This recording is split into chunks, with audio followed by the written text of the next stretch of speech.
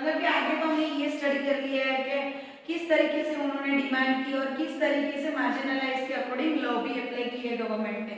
अब उसको प्रोटेक्ट कैसे किया? In addition to policies our country also has a specific law that guard against the discriminations and exploitations of marginalised community. मतलब ऐसी policy तो already और पर्टिकुलर लॉ भी अप्लाई हो गया है कि मार्जिनलाइज्ड कम्युनिटीज को उनके राइट्स प्रॉपर वे में मिल पाए। Let us read the following case study adapted from the real life account to understand how the Dalit use the protection that laws provide। मतलब कि दलित, अब हम एक स्टोरी पढ़ेंगे, इससे आपको इजीली समझ में आ जाएगा कि किस तरीके से दलित ने अपनी जो पॉलिसीज, अपने जो लॉज है, वो किस तरीके से उनको प्रोटेक्ट किए। The village of Jagmalgur are gearing up to a big festival। मतलब जगमलपुर नाम का एक गांव है, वहाँ पे एक बड़ा फेस्टिवल था। One in a 5 years the local deity honor the priest from 20 neighboring village come from the 5-day event। मतलब 5 साल में एक बार 5 दिन तक ये इवेंट्स होता है और आसपास के 20 गांव भी उसमें इन्वॉल्व होते हैं।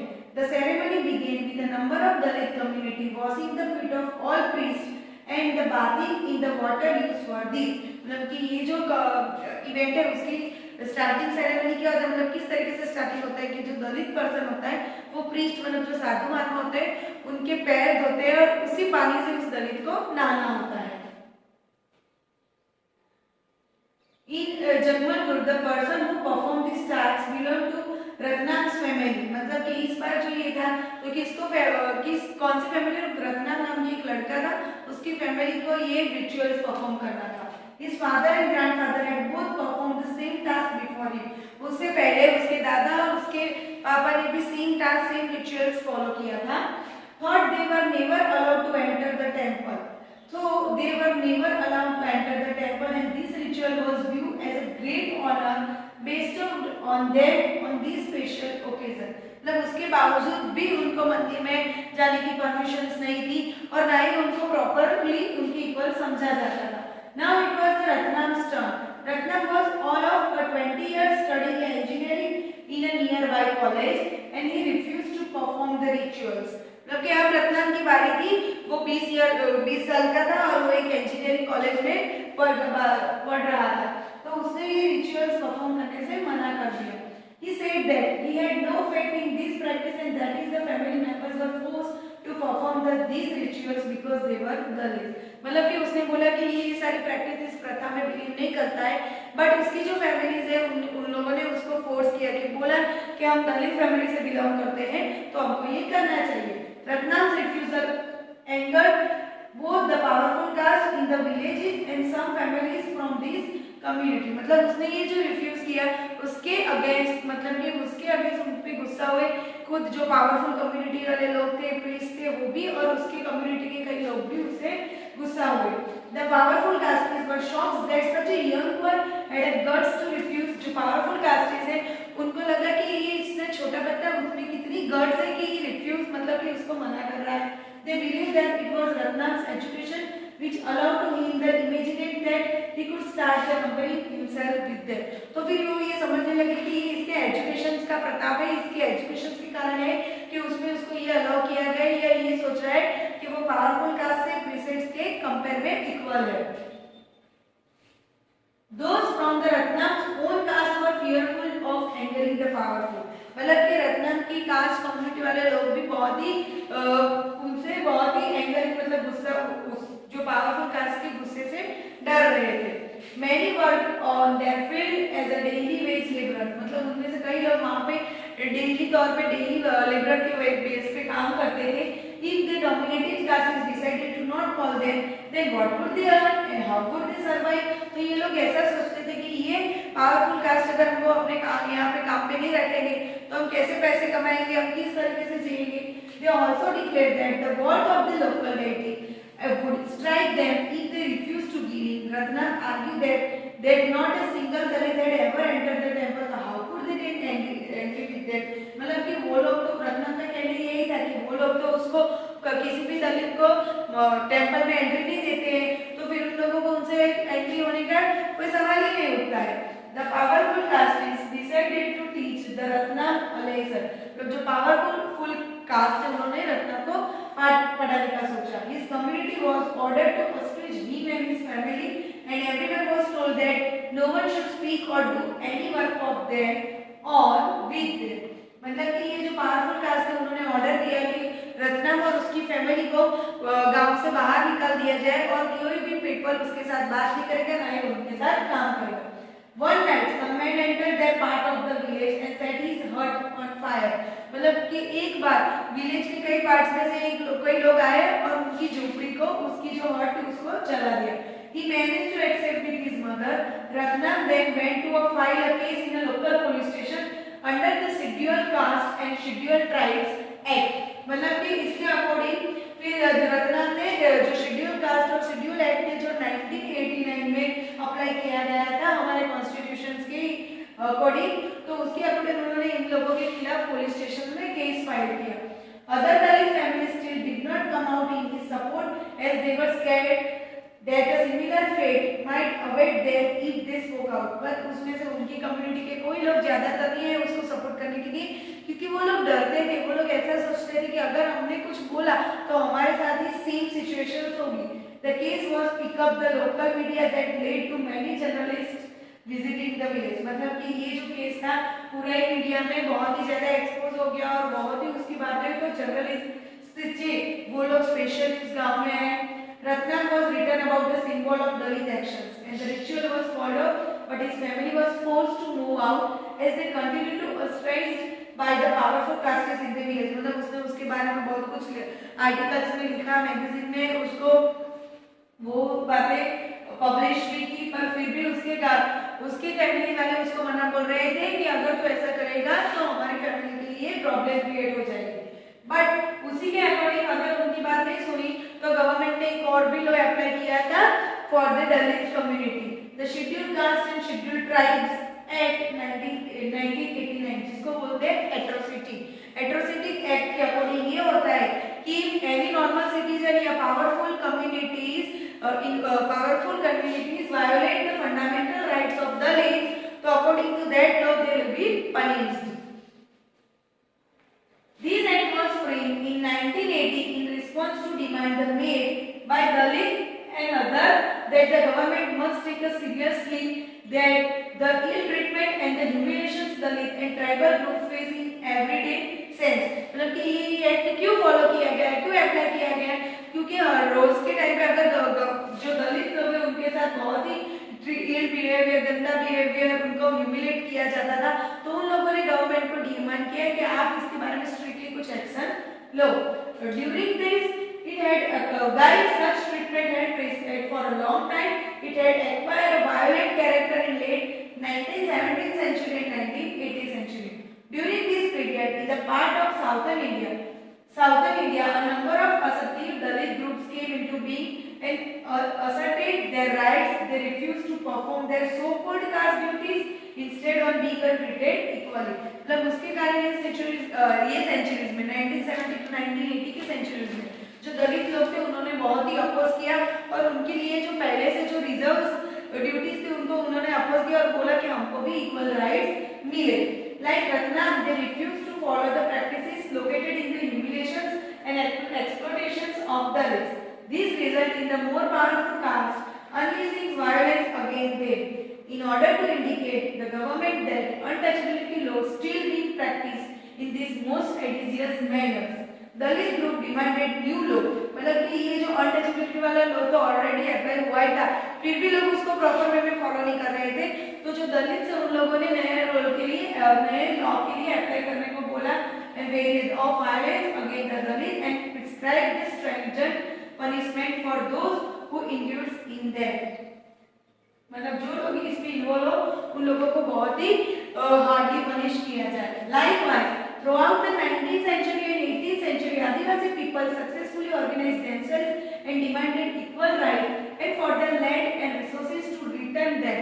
मतलब कि उसके बाद 1970 to 1980 के सेंचुरीज में दलित लोगों ने ये भी डिमांड की कि जो लैंड रिसोर्सेज से उन लोगों ने ले लिए थे वो भी उनको रिटर्न करें.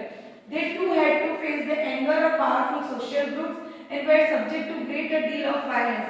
मतलब इसके कारण जो पावरफुल ग्रुप्स थे उन लोगों का गुस्सा भी उनको सहन करना पड़ा और उनकी वायलेंस भी उनको एक्सेप्ट करने के लिए। This is by these act contain a very long list of crimes, और इसी वजह से ये लॉ के अकॉर्डिंग बहुत सारे क्राइम्स भी होने लगे, some of which are too horrible even to contemplate. The act does not only describe the terrible crimes but also let the people know what the dreadful deeds human beings are capable of।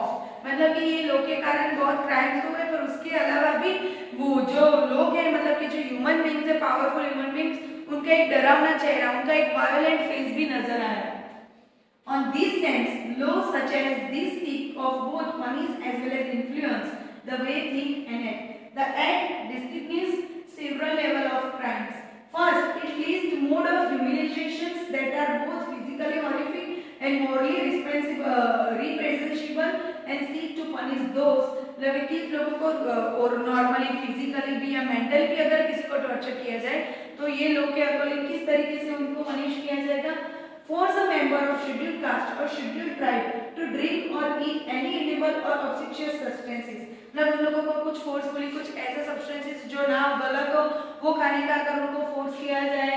Forcefully removes clothes from the person of member of scheduled caste or scheduled tribe or parade him or her naked or with painted face or body or commits any similar act which derogatory human dignity, मतलब कि उन लोगों का parade किया जाए, उन लोगों को ह्यूमिलेट किया जाए तो उसके अगेंस्ट भी फाइल चार्ज हो सकती है। Secondly, it list actions that dispossess Dalit and Adivasi of their merge resources or which force them into performing a slave labour, मतलब अगर उनको नौकर की तरह भी ट्रीट किया जाएगा तो इस अकॉर्डिंग के थ्रू जो भी कम्युनिटी है या जो भी पावरफुल पर्सन है उसको पनिश किया जाएगा। The act set out to punish anyone who wrongfully occupies or cultivate any land owned by or allotted to a member of scheduled caste or scheduled tribe or gets the land allotted to him transfer, मतलब कि कोई forcefully उसकी land पे कल्टीवेशंस के वो land अपने नाम पे कर दे तो उनको भी ये लॉ के अकॉर्डिंग वो लैंड उसको उसके नाम पे ट्रांसफर करनी पड़ेगी। At another level, the act recognizes that crimes against the Dalit and tribal women are of the specific kind and therefore seek to penalize anyone who assault or uses force any woman belong to a scheduled caste or scheduled tribe with intent dishonor her, मतलब कि उसके साथ बुरा, specially वो women है उसके साथ अगर बुरा बिहेवियर किया जाएगा तो उस लोग के अकॉर्डिंग उसको भी पनिश किया जाएगा। अब एक है आदिवासी डिमांड एंड द 1989 एक्ट। अब आदिवासी के अकॉर्डिंग उन्होंने क्या डिमांड किया और कौन सा एक्ट अप्लाई हुआ। The 1989 act is important for another reason. Adivasi activists refer to define their right to occupy land that was traditionally there। तो आदिवासी ने भी डिमांड की कि जो ट्रेडिशनली लैंड उनकी है तो उनके ऊपर उनके ही राइट्स होने चाहिए। As you read in the previous chapter, Adivasi are often unwilling to move from their land and forcefully displaced, मतलब कि आगे के चैप्टर में हमने ये स्टडी किया कि किस तरीके से आदिवासी के पास से उनकी लैंड ली गई और उनके सारे राइट्स निकाले और उनको एविक्ट किया गया।